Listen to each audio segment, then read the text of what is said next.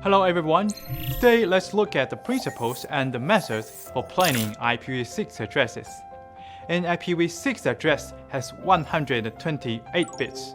The leftmost 64 bits make up the network prefix, which can be further divided into fixed prefix and a subnet prefix.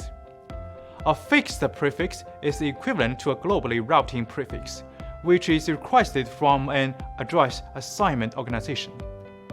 This means that such a prefix cannot be planned by an enterprise. In contrast, a subnet prefix can be planned. The remaining 64 bits make up the interface ID, which identifies globally unique link interfaces. An enterprise can plan the subnet prefix and interface ID parts. Let's look at some basic principles in planning IPv6 addresses next. First principle is uniformity. All IPv6 addresses, whether they are network, user, or platform addresses, must be planned in a unified manner. The second is semantics. IPv6 addresses must be attached with semantic meanings. As type belong network and the administrative region. This facilitates address tracing, network management, and traffic control. The third is readability, meaning that IPv6 addresses must be easy to read. Because IPv6 addresses are written in hex notation, it can be difficult for us to read and use. To help get around this, it's best to plan addresses separately with 4 bits as a group. In this way, we can easily identify any changed part or part that needs to be encoded. In addition, addresses planned like this are also simple in expression. Fourth, uniqueness. IPv6 addresses include globe unicast addresses, unique local addresses, and link local addresses. A globe unicast address is globally unified.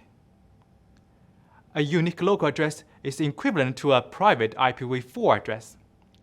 A link local address is also globally unique, but used only by the local link. Considering that the IPv6 address space contains sufficient addresses, we recommend using global unicast addresses for planning, because it is inconvenient to ping or access a link local address from an external network. This, however, is not a fixed rule. Enterprises can choose address type based on their real-world situations. For example, enterprises can select global unicast addresses to access the internet while selecting unique local addresses for their internal production services. Fifth, classification. Addresses must be categorized first by purpose, then type, and lastly region. Categorizing them by purpose means that network, user, and platform addresses need to be planned separately to facilitate independent aggregation and advertisement of addresses. For example, on the network shown in this figure, service addresses on the network can be advertised after being aggregated.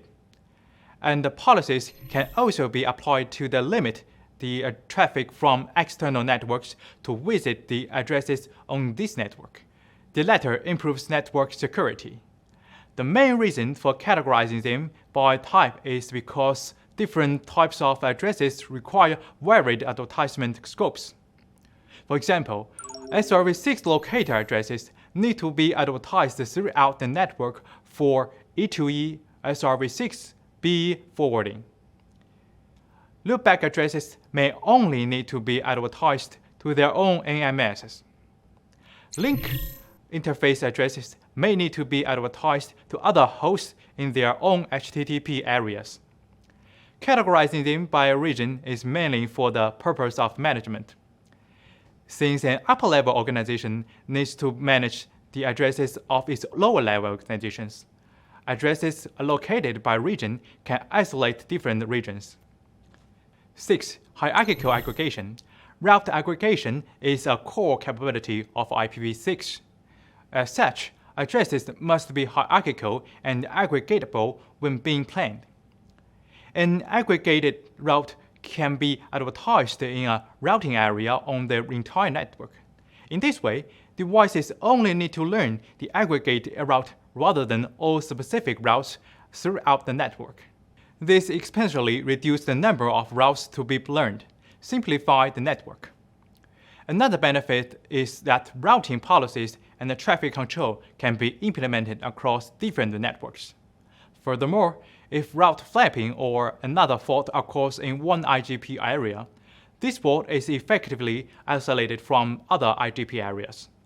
This figure shows an example of hierarchical address planning. The backbone network and the metro network are each allocated with independent area space. On the metro network, aggregation and access devices are further allocated with an independent address space through the aggregation and access networks, respectively. 7th, easy to use. We should take future service application into account when planning addresses.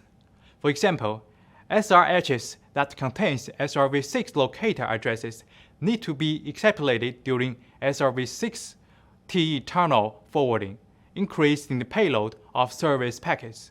This makes forwarding less efficient. Therefore, SRHs need to be compressed. During address planning, compressible parts should be grouped together to facilitate compression. Taking another example, future services may require deterministic SLA assurance. A network needs to be sliced to meet this requirement.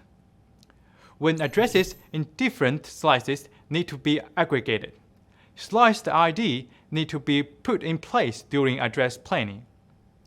8th, security. During addresses planning, source tracing information needs to be added to addresses to facilitate future address tracing. In addition, some traffic filtering scenarios also need to be considered during address planning for the sake of security. 9th, extensibility. Considering that services and the user growing continuously, we must reserve sufficient space to prevent address from being fragmented, as this affects address aggregation and management. The last principle for address planning is to comply with national and industry standards. For example, for Chinese carriers, their address classification and coding must comply with the standards of China's communication industry. Enterprises can choose some of these principles to meet their needs, or add new principles based on their own service features. That's all for this video on the basic principles for IPv6 address planning. Thank you for watching.